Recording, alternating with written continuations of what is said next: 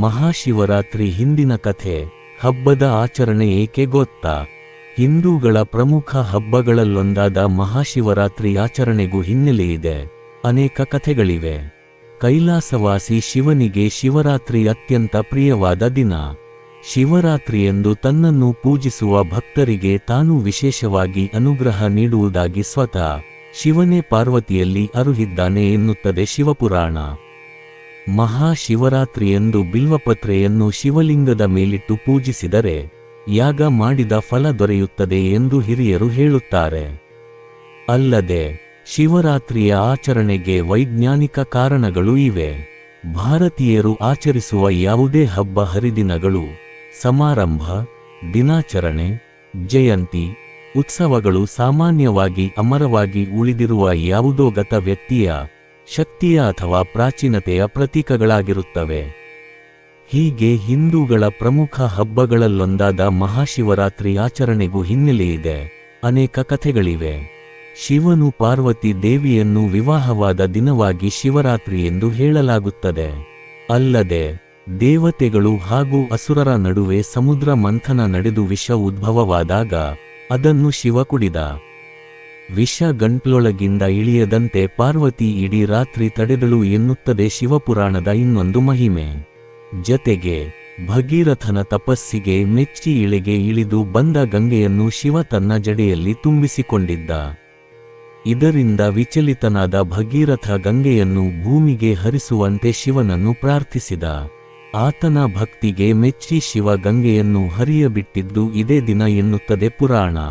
ಇನ್ನು ಶಿವನ ಆದಿ ಮತ್ತು ಅಂತ್ಯ ಹುಡುಕಲು ಹೊರಟ ವಿಷ್ಣು ಹಾಗೂ ಬ್ರಹ್ಮನಿಗೆ ಶಿವರಾತ್ರಿಯಂದು ಶಿವಲಿಂಗರೂಪಿಯಾಗಿ ದರ್ಶನ ನೀಡಿದ ಎಂಬುದು ಪ್ರತೀತಿ.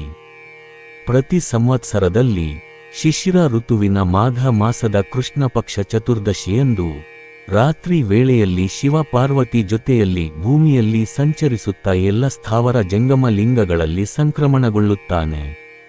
ಆ ಸಮಯದಲ್ಲಿ ಅಂದ್ರೆ ಶಿವರಾತ್ರಿಯಂದು ರಾತ್ರಿಯ ವೇಳೆಯಲ್ಲಿ ತನ್ನನ್ನು ಯಾರು ಪೂಜಿಸುವರೋ ಅವರ ಪಾಪಗಳು ಪರಿಹಾರವಾಗುತ್ತವೆ ಎಂದು ಸ್ವತಃ ಶಿವನೇ ತಿಳಿಸಿದ್ದಾನೆ ಎಂಬುದರ ಬಗ್ಗೆ ಶಾಸ್ತ್ರೋಕ್ತಿ ಇದೆ.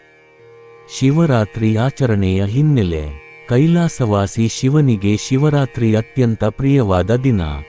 ಶಿವರಾತ್ರಿಯಂದು ತನ್ನನ್ನು ಪೂಜಿಸುವ ಭಕ್ತರಿಗೆ ತಾನು ವಿಶೇಷವಾಗಿ ಅನುಗ್ರಹ ನೀಡುವುದಾಗಿ ಸ್ವತಃ ಶಿವನೇ ಪಾರ್ವತಿಯಲ್ಲಿ ಅರುಹಿದ್ದಾನೆ ಎನ್ನುತ್ತದೆ ಶಿವಪುರಾಣ. ಮಾಘ ಬಹುಳ ಚತುರ್ದಶಿಯ ರಾತ್ರಿಯೇ ಶಿವ ಪಾರ್ವತಿಯನ್ನು ವರಿಸಿದ್ದನಂತೆ.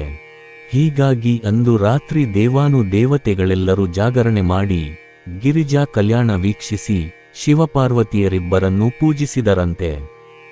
ಹೀಗಾಗಿಯೇ ಜಾಗರಣೆ ಪದ್ಧತಿ ಆಚರಣೆಗೆ ಬಂದಿದೆ ಎನ್ನಲಾಗುತ್ತದೆ.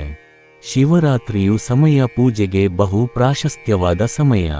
ಆ ದಿನ ರಾತ್ರಿಯಲ್ಲಿ ಮೋಡಗಳಿಲ್ಲದ ಶುಭ್ರ ಆಕಾಶ, ಮಂಗಳಕರ ನಾದ ಶುಭ್ರ ಚಂದ್ರ ಸ್ಫೂರ್ತಿ ಹುಟ್ಟಿಸುವ ಸಂವೇದನಾಶೀಲ ವಾತಾವರಣವನ್ನು ಕಾಣಬಹುದು.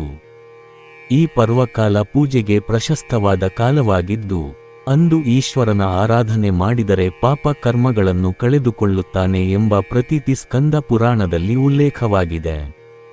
ಹೀಗೆ ಮಹಾಶಿವರಾತ್ರಿಯ ಈ ಪವಿತ್ರ ದಿನದ ಮಧ್ಯರಾತ್ರಿಯಲ್ಲಿ ಶಿವಲಿಂಗ ರೂಪದಲ್ಲಿ ಆವಿರ್ಭವಿಸಿದನಂತೆ. ಹಿಂದೂಗಳಿಗೆ ಪ್ರಮುಖವಾಗಿ ಶಿವಭಕ್ತರಿಗೆ ಮಹಾಶಿವರಾತ್ರಿ ಉಪವಾಸದ ದಿನವಾದರೂ ಹಬ್ಬದ ಸಡಗರ ಮನೆ ಮಾಡುತ್ತದೆ.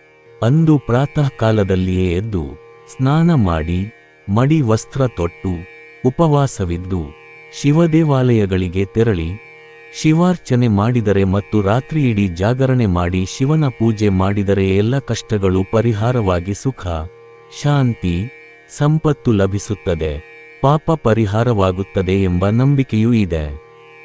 ಸಾಮಾನ್ಯವಾಗಿ ಎಲ್ಲ ಶಿವ ದೇವಾಲಯಗಳಲ್ಲೂ ಮಹಾರಾತ್ರಿಯಿಡೀ ಗಂಗಾಜಲಾಭಿಷೇಕ, ಪಂಚಾಮೃತ ಅಭಿಷೇಕ ನಡೆಯುತ್ತದೆ. ಗೋರೋಚನ, ವಿಭೂತಿ ಹಾಗೂ ರುದ್ರಾಕ್ಷಿ ಮಾಲೆಯಿಂದ ಶಿವಲಿಂಗವನ್ನು ಅಲಂಕರಿಸಲಾಗುತ್ತದೆ. ಪುಷ್ಪಗಳಿಂದ ಹಾಗೂ ಬಿಲ್ವಪತ್ರೆಯಿಂದ ವಿಶೇಷ ಅಲಂಕಾರದೊಂದಿಗೆ ಪೂಜಾ ಕೈಂಕರ್ಯಗಳು ನಡೆಯುತ್ತವೆ. ಮಹಾಶಿವರಾತ್ರಿಯಂದು ಬಿಲ್ವಪತ್ರೆಯನ್ನು ಶಿವಲಿಂಗದ ಮೇಲಿಟ್ಟು ಪೂಜಿಸಿದರೆ ಯಾಗ ಮಾಡಿದ ಫಲ ದೊರೆಯುತ್ತದೆ ಎಂದು ಹಿರಿಯರು ಹೇಳುತ್ತಾರೆ. ಶಿವರಾತ್ರಿಯ ಆಚರಣೆಗೆ ವೈಜ್ಞಾನಿಕ ಕಾರಣ. ಅಲ್ಲದೆ ಶಿವರಾತ್ರಿಯ ಆಚರಣೆಗೆ ವೈಜ್ಞಾನಿಕ ಕಾರಣಗಳೂ ಇವೆ. ಸೂರ್ಯ ಮತ್ತು ಚಂದ್ರರ ಚಲನೆಯಿಂದಾಗುವ ಎಲ್ಲಾ ಕಾಲ ವ್ಯತ್ಯಾಸಕ್ಕೆ ನಮ್ಮ ದೇಹ ಹೊಂದಿಕೊಳ್ಳಬೇಕಾಗುತ್ತದೆ. ಈ ನಿಟ್ಟಿನಲ್ಲಿ ಈ ಹಬ್ಬದ ಆಚರಣೆ ಮುಖ್ಯವಾಗಿದೆ. ಈ ಸಮಯದಲ್ಲಿ ಚಳಿಗಾಲವು ಮುಗಿದು ಬೇಸಿಗೆ ಕಾಲವು ಪ್ರಾರಂಭಗೊಳ್ಳುವುದು. ಅಂದರೆ ಈ ದಿನದಂದು ಚಳಿಗಾಲ ಉತ್ತುಂಗದಲ್ಲಿದ್ದು ಕೃಷ್ಣ ಪಕ್ಷದ ಕೊನೆಯ ದಿನವೂ ಆಗಿರುತ್ತದೆ. ಈ ದಿನದಲ್ಲಿ ಸೂರ್ಯನ ಶಾಖ ಕಡಿಮೆಯಾಗಿರುತ್ತದೆ ಮತ್ತು ಚಂದ್ರನ ಪ್ರಕಾಶವು ಕ್ಷೀಣಿಸಿರುತ್ತದೆ. ನಮ್ಮ ಪೂರ್ವಜರು ಇದನ್ನೆಲ್ಲ ಅರಿತೇ ಹಬ್ಬ ಹರಿದಿನಗಳನ್ನು ಆಚರಿಸುತ್ತಿದ್ದರು. ಇನ್ನು ಈ ದಿನದಂದು ನಾವು ಮಾಡುವ ಶಿವನ ಪೂಜೆ, ಉಪವಾಸಗಳು ನಮಗೆ ತುಂಬಾ ಉಪಯುಕ್ತ. ಅಂದು ಪರಶಿವನಿಗೆ ನೀರಿನ ಅಭಿಷೇಕ ಮತ್ತು ಬಿಲ್ವ ಪತ್ರೆಯ ಪೂಜೆ ಮಾಡುತ್ತೇವೆ. ಬಿಲ್ವ ಪತ್ರೆಯಲ್ಲಿ ಉಸಿರಾಟದ ತೊಂದರೆ ನಿವಾರಿಸುವ ಗುಣವಿದೆ. ಬಿಲ್ವವನ್ನು ಲಿಂಗದ ಮೇಲೆ ಹಾಕುವಾಗ ಅದರ ವಾಸನೆ ನಮ್ಮ ದೇಹದ ಒಳಗೆ ಹೋಗುವುದು. ಶಿವನ ಲಿಂಗವು ಕಲ್ಲಿನದಾಗಿದ್ದು ಅದರ ಮೇಲೆ ನೀರನ್ನು ಸುರಿಯುವುದರಿಂದ ಬಹಳಷ್ಟು ಶಕ್ತಿ ಹೊರಹೊಮ್ಮುತ್ತದೆ. ಅದೊಂದು ವಿಶಿಷ್ಟ ಕಲ್ಲಿನಿಂದ ಮಾಡಿದ ಲಿಂಗವಾಗಿರುತ್ತದೆ. ಜತೆಗೆ ಪೂಜಿಸುವ ದೇಗುಲವನ್ನು ವಾಸ್ತುವಿನ ಪ್ರಕಾರ ಕಟ್ಟಿರುತ್ತಾರೆ. ಈ ಕ್ಷೇತ್ರದಲ್ಲಿ ಹೆಚ್ಚಿನ ಗುರುತ್ವಾಕರ್ಷಣವಿದ್ದು ಅದನ್ನು ಶಿವಶಕ್ತಿಯೆಂದು ಕರೆಯುವರು. ಇಲ್ಲಿ ಮಂತ್ರಗಳನ್ನು ಪಠಿಸುತ್ತಾ ವಿಶಿಷ್ಟ ಕಲ್ಲಿನಿಂದ ಕೆತ್ತಿರುವ ಲಿಂಗಕ್ಕೆ ನೀರಿನ ಅಭಿಷೇಕ ಮಾಡುವುದರಿಂದ ಸುತ್ತಮುತ್ತಲೆಲ್ಲ ಹೆಚ್ಚಿನ ಶಕ್ತಿ ಬರುವುದೆಂಬ ನಂಬಿಕೆಯಿದೆ. Thank you.